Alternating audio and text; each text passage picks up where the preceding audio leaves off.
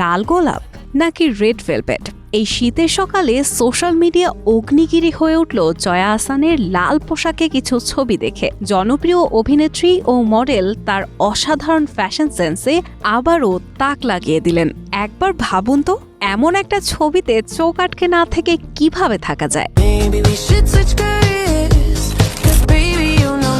চার ছবির কোলাজে একেবারে আলাদা লুকে ধরা দিয়েছে জয়া। অভিনেত্রী এবং মডেল জয়া তার অনন্য ফ্যাশন সেন্সের মাধ্যমে ভক্তদের মুগ্ধতার আগুনে যেন বেশি বেশি ঘি ঢেলে দেয়। এবারও যেন তার ব্যতিক্রম হলো না। তাই তো অনুরাগীদের এমন কিছু মন্তব্যই জায়গা করে নিল শুরুতেই।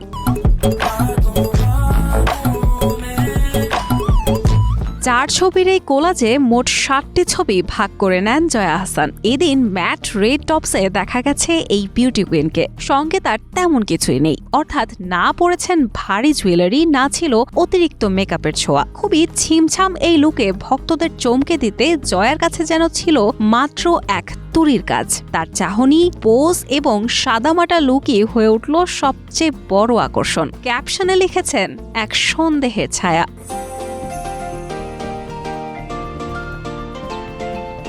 মাঝে মাঝেই সাহসী অবতারে নিজেকে ধরা দিতে অভ্যস্ত জয়া। এই রেড টপসেও খানিকটা খোলামেলা লেগেছে তাকে। সঙ্গে তার মোহনীয় লুকের অনেকগুলো পোজ।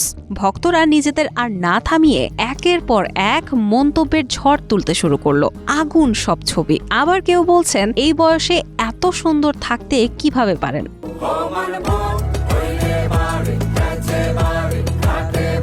শুধু কি তাই, বয়সও 50-এর কোটায় জয়া আহসানের। এমন সময়ও নিজের রূপ লাবণ্য ও ফ্যাশন সেন্স যেন কুড়িয়ে চলেছে প্রশংসার ছুরি। ভক্তদের কেউ একজন তো মজা করে লিখেই ফেলেছেন, বয়সের ছাপটা ধরে রাখার টিপসটা জানাবেন প্লিজ।